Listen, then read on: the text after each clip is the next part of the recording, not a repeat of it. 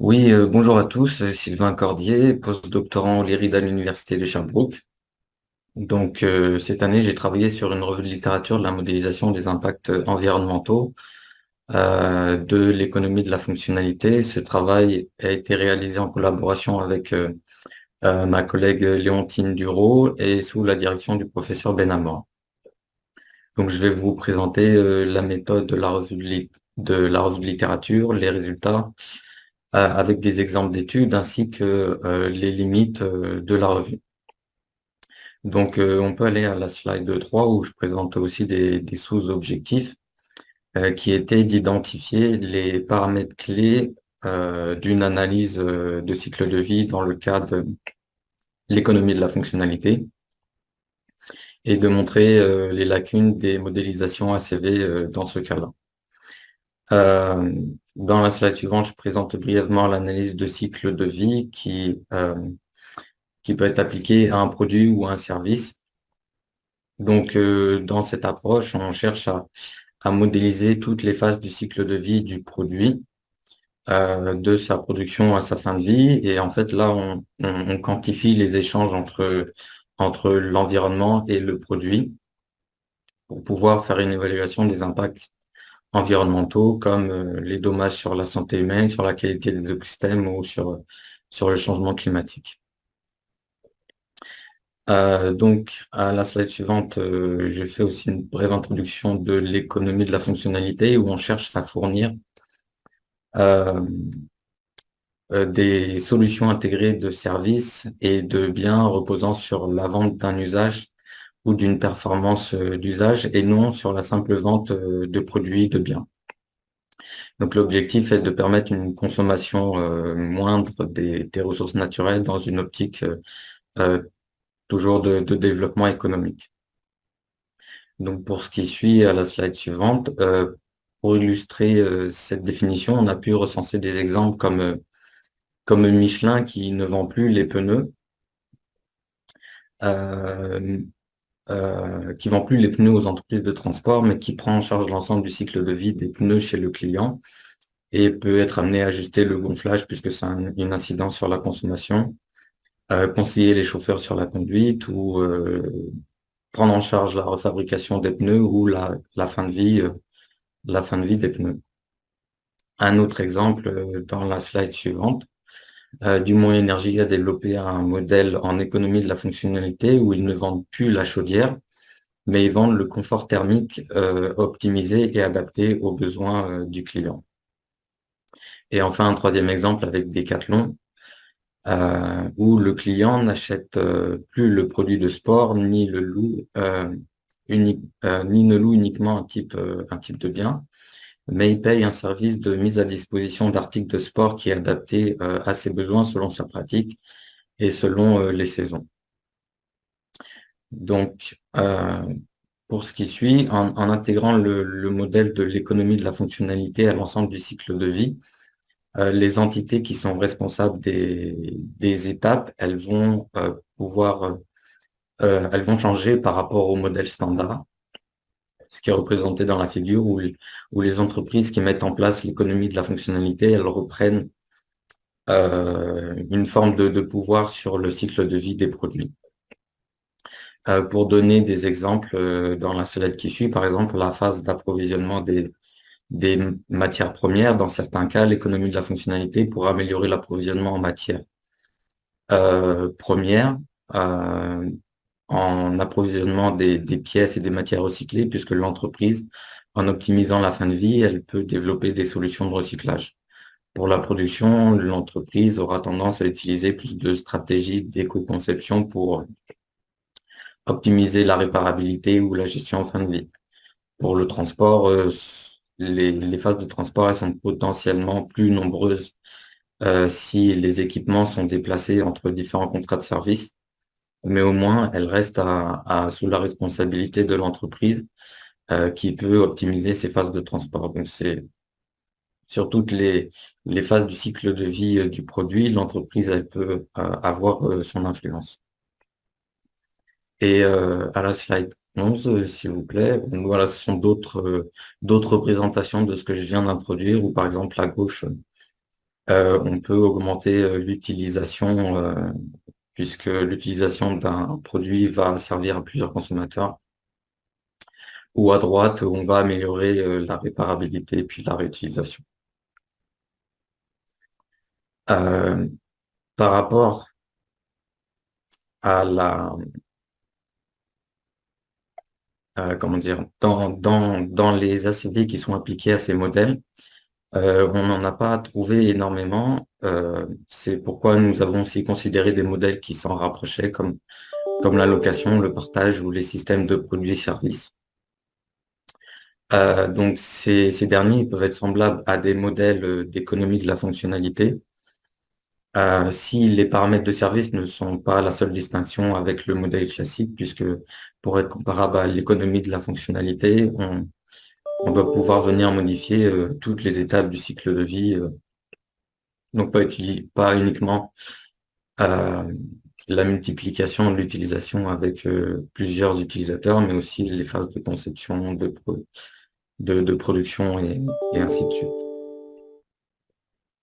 Alors, en ce qui concerne la méthodologie, oui, à la slide 14, donc à partir des mots-clés comme économie circulaire, système de produits-services, économie de la fonctionnalité et du partage, et aussi à partir des différentes bases de données comme Sciences Directes et puis Scopus, la lecture des titres, des résumés, des sections de résultats, puis des méthodes des différents articles a permis de retenir une vingtaine d'articles jugés pertinents, dont 3 revues de littérature et une méta-analyse. On peut passer directement à la slide 18 où je présente un exemple. Donc en Suède, afin de comparer une buanderie partagée aux buanderies privées pour le linge domestique, l'unité fonctionnelle qui est la quantification de la fonction qui sert de base commune à la comparaison entre des machines à laver privées et puis des machines à laver partagées. Donc l'unité fonctionnelle, ici, pour servir de base de comparaison, c'est le kilogramme de linge lavé et séché.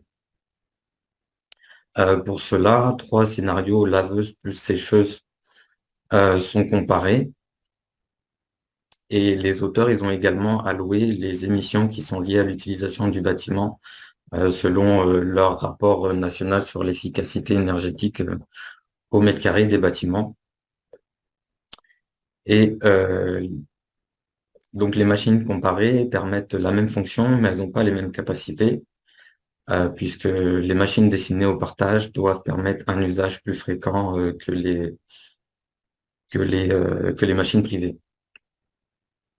Et les paramètres principaux des groupes laveuses, sécheuses permettent de comprendre que les émissions allouées au bâtiment sont plus importantes pour le scénario A, puis pour le scénario B, puis pour le scénario C. Comme le montre la figure avec les parties bleues, où c'est l'utilisation du bâtiment qui est allouée aux machines, qui est moins importante pour les machines qui sont destinées au partage. Et à la slide suivante, quand on se place au niveau de toutes les composantes du cycle de vie, ce sont les biens, donc bâtiments, laveuses et sécheuses, qui étaient les 3 catégories de la slide précédente que j'ai montrée, qui contribuent le plus à la différence entre les 3 scénarios. Et le partage de buanderie, il était plus intéressant par rapport aux émissions de gaz à effet de serre. Donc, dans la slide suivante, ce qui est intéressant, c'est que en ACV, on regarde également d'autres impacts environnementaux et on voit que la différence, elle est moins prononcée pour la raréfaction de l'eau ou, ou la différence entre le scénario privé et le scénario professionnel, elle est pas significative. Mais le scénario privé impacte le plus sur presque toutes les catégories. J'aimerais faire une remarque sur cette étude dans la diapositive qui suit, où je pense qu'il y a quand même un manque dans cette étude, puisqu'elle Elle ne met pas vraiment en avant son hypothèse qu'elle avait en introduction, qui était qu'en concevant des bâtiments avec une buanderie commune, on réduit la surface qui est nécessaire par appartement, ce qui, dans la pratique, peut signifier qu'on on utilise moins de matériaux par bâtiment ou qu'il est possible de construire un plus grand nombre d'appartements par bâtiment. Donc, pour aller plus loin, l'étude pourrait présenter le nombre d'appartements qui peut être euh, le nombre d'appartements qui peuvent utiliser le même groupe de laveuses-sécheuses afin de savoir si la buanderie permet d'utiliser moins de surface par appartement. Et justement, avec un produit en proie, j'ai vu qu'à partir de 6 appartements dans leur cas d'étude, à partir de 6 appartements qui partagent le même groupe laveuse-sécheuse, il y a un gain de surface grâce au scénario partagé. Et on pourrait donc se demander la part des impacts environnementaux par rapport aussi à ce gain de surface. Donc, dans ce cas-là, l'unité fonctionnelle aurait pu être non pas le kilogramme de linge, mais le kilogramme de linge par personne ou par famille ou par appartement. Un autre exemple dans la slide qui suit porte sur la comparaison entre une tronçonneuse électrique qui est louée et une tronçonneuse vendue. Comme pour la buanderie, les tronçonneuses comparées ont la même fonction, mais avec des performances différentes et donc des impacts différents. Et la tronçonneuse de la location à gauche et la tronçonneuse qui est vendue est celle à droite en gris. Là, ce sont les impacts à l'échelle de un produit seulement. Et dans la slide qui suit, si on regarde à l'échelle de l'unité fonctionnelle et de tout le cycle de vie, on doit considérer non seulement le nombre de tronçonneuses qui est nécessaire pour les vins et la gage sur une année, mais aussi la gestion des déchets et les différents transports. On voit que pour le bleu foncé, donc ce sont les produits, donc les tronçonneuses. La différence, elle est plus marquée à la slide, elle est plus marquée qu'à la slide d'avant, puisque dans la location, une tronçonneuse, elle sert à, à plus d'élagage que dans le scénario où il y a la vente. Et on produit aussi donc plus de tronçonneuses dans la vente et donc plus de chargeurs et plus de batteries et plus de déchets, ce qui sont les catégories en jaune, en rouge, en gris clair. Et on voit aussi que pour la location, les impacts qui sont liés au transport, donc en gris, sont plus importants puisque dans la location, le client il fait un aller-retour pour aller chercher le produit, un aller-retour pour aller rendre le produit. Alors que dans la vente, on fait un aller-retour pour aller chercher le produit et c'est fini. Dans la slide suivante, la difficulté, par exemple, dans ces analyses porte sur euh, le comportement et les limites des utilisateurs, à savoir quels moyens de transport ils utilisent pour aller chercher le produit. Et on voit que pour le changement climatique, c'est principalement la distance de transport qui influence le plus la location. Donc, je parle du scénario D, où il y a une distance de transport de 15 km au lieu de 30 km. Et on voit aussi que pour la vente, c'est la durée de vie du produit qui a plus d'influence. Donc, puisque ça influence sur la quantité, euh, sur combien de temps le produit va fonctionner. Donc, combien de produits il va me falloir euh, pour fonctionner sur toute la durée d'utilisation de l'unité fonctionnelle. Au slide qui suit, vous avez les autres impacts environnementaux. Je ne vais pas m'attarder là-dessus. On va passer à un autre exemple à la slide 27,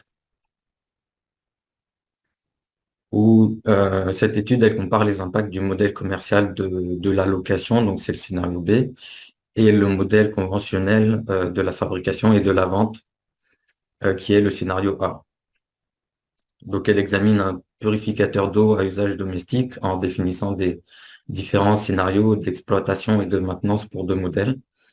Et le scénario C considère un changement de comportement du client, puisque dans le modèle de location, on peut avoir l'avantage de, ou la possibilité de rencontrer le client et de lui proposer des services d'entretien, de lui faire un retour d'information et de l'encourager à utiliser le produit euh, correctement afin de le maintenir en bon état. Et donc, l'hypothèse dans le scénario C, c'est que l'utilisateur, il peut économiser jusqu'à 40% d'électricité s'il éteint le produit pendant les heures de la nuit. Donc, à la slide suivante, je présente les impacts de cette étude, où pour l'épuisement des ressources,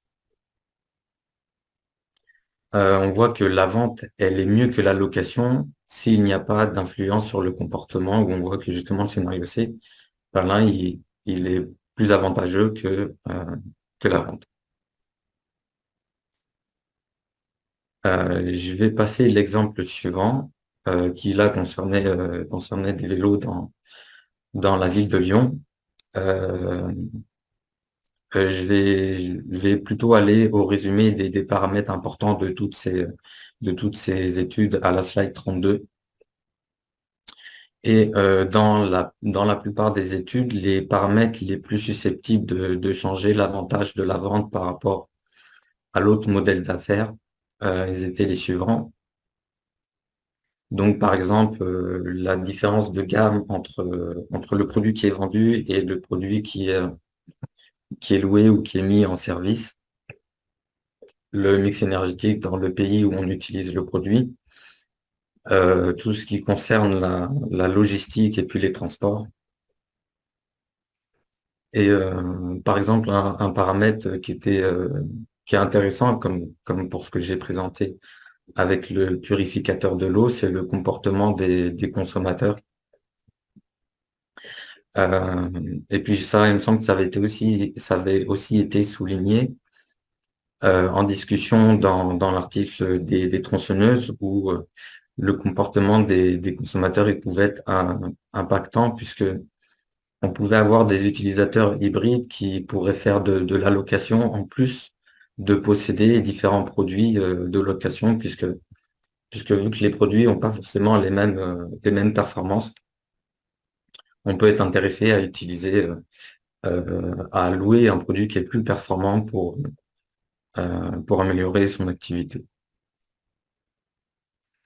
À la slide 33, en ce qui concerne les limites de ces études, j'ai vu euh,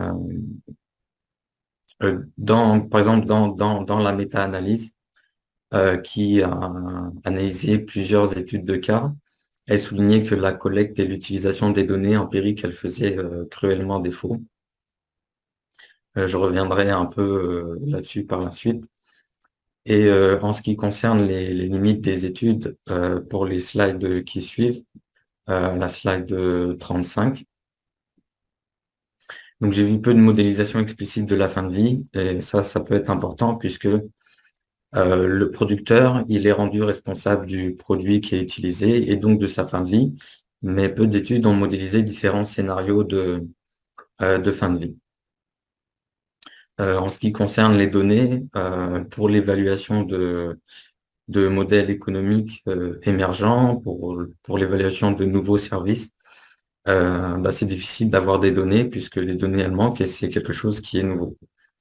Et ça nécessite aussi de faire beaucoup de scénarios d'exploitation, comme je vous ai montré avec le gros tableau, avec les différents scénarios pour les tronçonneuses. Il y a aussi un besoin de méthode pour appréhender les préférences et puis les comportements des consommateurs. Est-ce qu'ils vont avoir un changement de comportement s'ils peuvent avoir à la fois un produit qui est acheté, puis à la fois louer un produit. Et enfin, quelle que soit l'étude de cas, les analyses d'incertitude, elles manquent dans les analyses du cycle de vie. Enfin, je vais résumer les méthodologies d'intégration de l'ACV à ces nouveaux modèles économiques. On peut passer directement à la slide 43 parce que comme ça, je vais faire un résumé. Parce qu'avec le temps qui me reste, je pourrais pas tout détailler. Donc les études, elles ont recensé plusieurs besoins comme le développement de cadres pour considérer les préoccupations environnementales et la satisfaction du client au plus tôt dans le développement de nouveaux modèles d'affaires. Des besoins sur une architecture de référence pour montrer comment les informations sur les services et les produits contribuent à la collecte de données dans les différentes phases du cycle de vie. Donc, je rajouterai aussi le besoin d'une structure en interne à l'entreprise qui rassemble, elle, toutes les données à la gestion du cycle de vie des produits.